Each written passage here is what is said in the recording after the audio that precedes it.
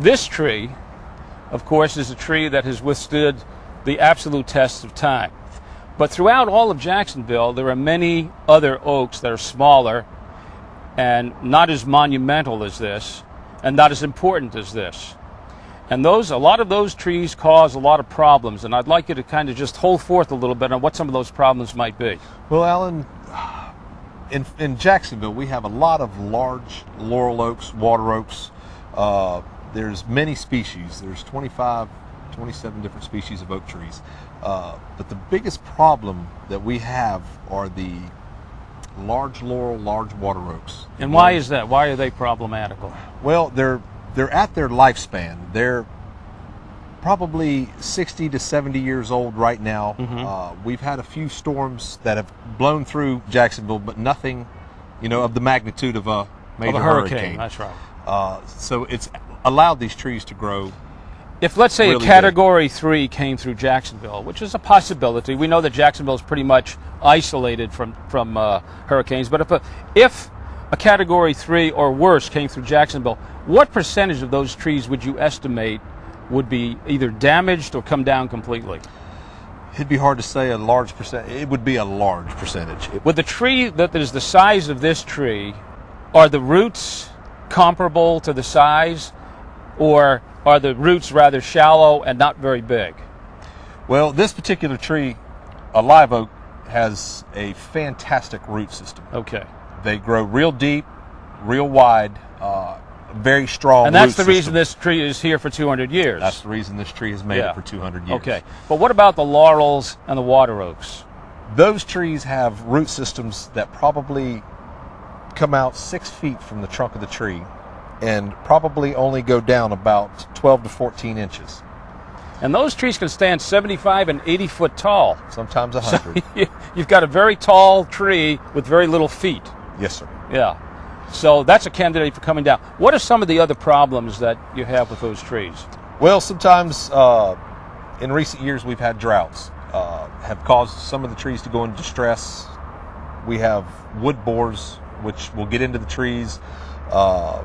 They'll end up, if the tree's not strong enough, they'll kill the tree. Mm-hmm. You could spray for them, but a lot of times when they get into the Cambrium, the trees, if it cannot survive the tree's history, it's not going to make it. Well, throughout this program, what we're going to be doing with Rick is we're going to be taking a little tour of some of the trees and the work that they do, so that you can get some idea of what some of the problems may be on your property or your neighbor's property, because these wonderful oaks that are so magnificent, that afforded such shade and a place of rest, can also be pretty dangerous. Getting sweaty palms here. Yes, sir. Okay, because it would seem to me that, in a way, this tree might be an accident waiting to happen. When you first looked at this tree, was this split as pronounced as it is today? No, it was not. Uh-huh. It was probably about an inch out. And over the 2 years, it has now split out this far. Uh-huh. So this tree, it's slowly moving, and we're watching it. And of the problems that you've observed in this tree, and the problems are this separation here, there's some discoloration up there that indicates, what is it that it indicates, Rick? It indicates that there is a rotten spot. A rotten spot in the tree. In the tree. There's wood borers. And then, of course, it's amazing. Here you have a tree that's probably close to 85 foot tall with 6 foot feet. Well, good grief. That's sort of an inverse proportion, it's an inverse ratio. You're right. For balance. It's almost an accident waiting to happen. Yeah, Yes, sir. exactly right. So these are the kinds of trees that you should be looking at all times. If you have a tree like this in your yard or near a property that you own, this is what you should be looking at. You should be having Rick out to take a look at this tree and make sure that you're not in any imminent danger of having the tree fall. What's the average lifespan of a tree like this? Anywhere from 65 to 85 years. All right. And where in its lifespan is this tree right now? This probably is at its end of its lifespan. It's probably 75 to 80 years old. And it's beautiful, but it's also an accident waiting to happen. It's an accident waiting to happen. Yeah. Ladies and gentlemen, if you've just joined us, we're with Rick Warming Tree Service. And, there are, as we said at the opening of the program, there are trillions of trees on this planet, and you probably own a couple of them. They're probably in your yard.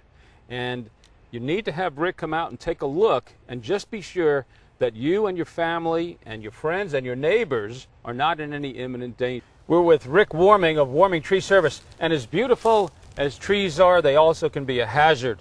Now, the impression that I'm getting, Rick, is that if you have a tree in your backyard or in your front yard or in your neighbor's yard or near your business that is 50 feet plus and is between 60 and 75 years old, basically what you have is a time bomb.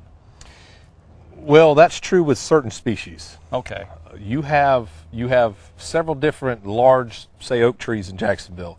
Your particular live oak, that is a very hardy tree, very strong tree. Your water oak, your laurel oaks, like the one behind you, those are the ones that really create problems. The question that begs an answer here is, if we knew, why did they plant those trees to begin with? Well, many years ago, they used to give them away for free. Right. A lot of times it was the water oaks, the laurel oaks that they were giving away. Act in haste, repent in leisure. Even if the leisure is 60 or 70 years in the coming. That's right. All right. Now, in this particular yard that we're in, which is kind of representative of many, many yards in Jacksonville, you have a representation of laurels, you have live oaks, and you have water oaks here. Now, what we're going to do is take a look at some of the problems that are evidenced by these trees. And this place is like a laboratory of problems. Over here, we're going to be looking at a tree that actually fell down. Here's a tree. Let's start with this tree here, Rick. This is a big boy right here. What is a big this? laurel oak. This is a big laurel oak. And this is probably another tree that is 65 to 70 years old. About the end of its useful life. About the end of its life. Right. And there is a small hole, it's hard to see, right at the base here. You have a dead stub.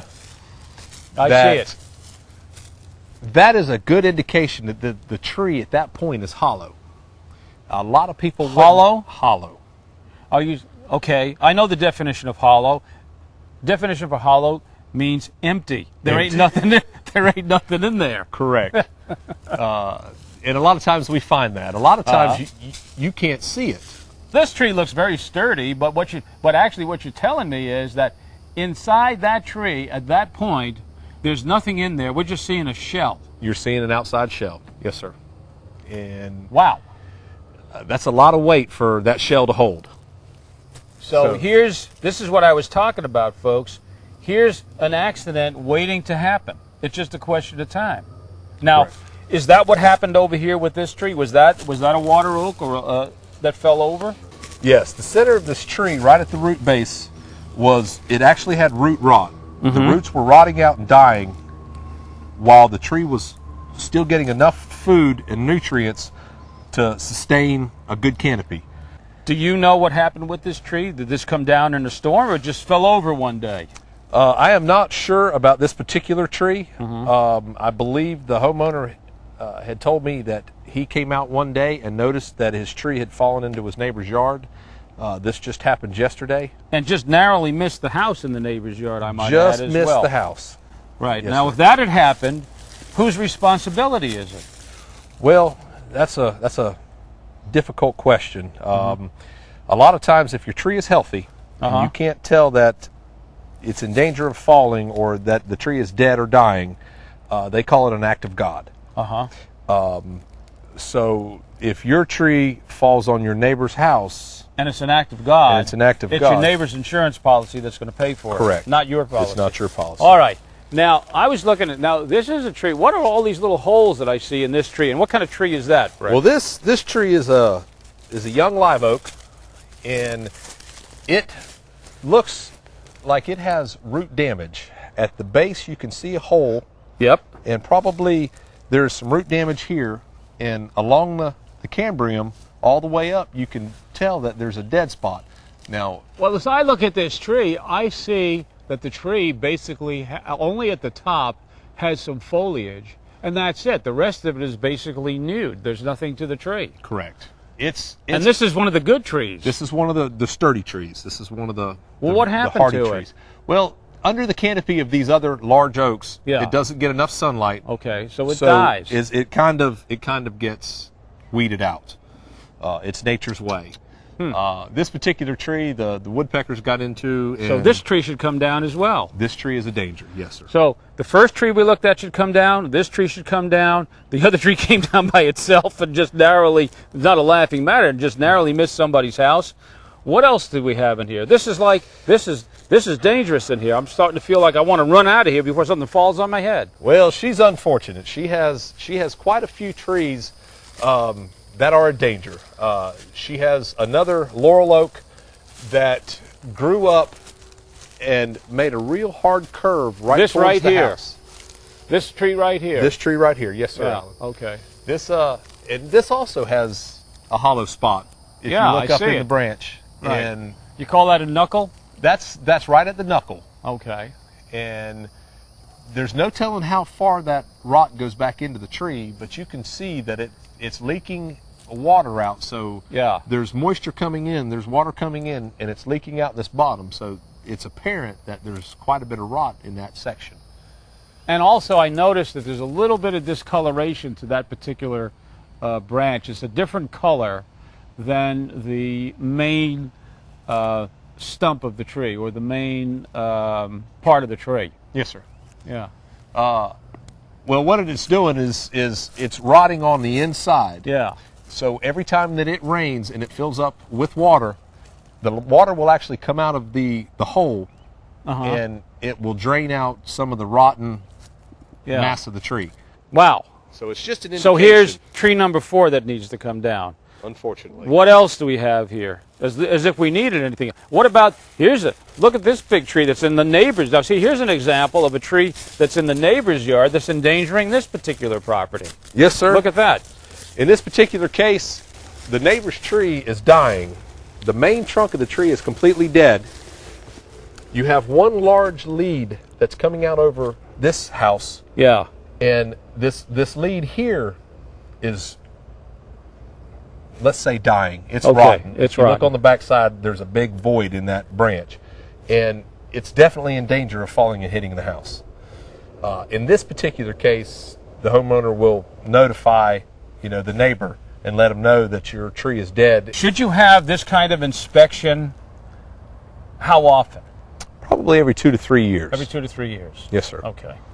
And let's say that you come out to a location like this where you have 4, 5, 6, 7 trees that are in trouble. And what are you going to do? How much is it going to cost you to get that remedied?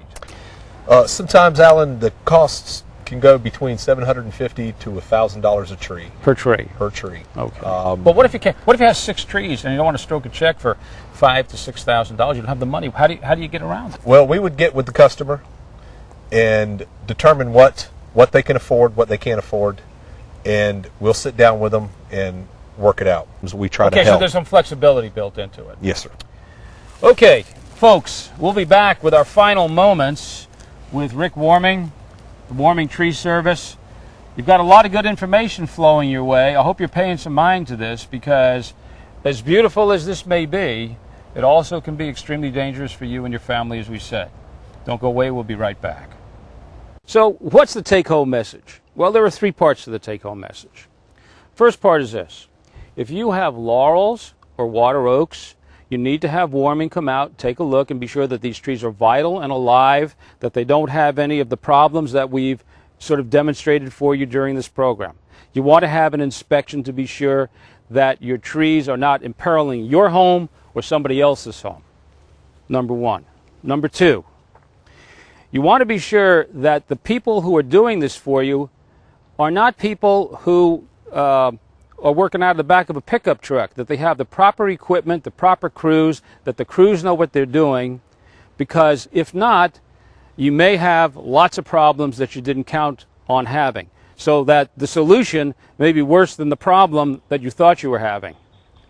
So you want to be careful that the people you're doing business with are reputable, professional tree people like Warming.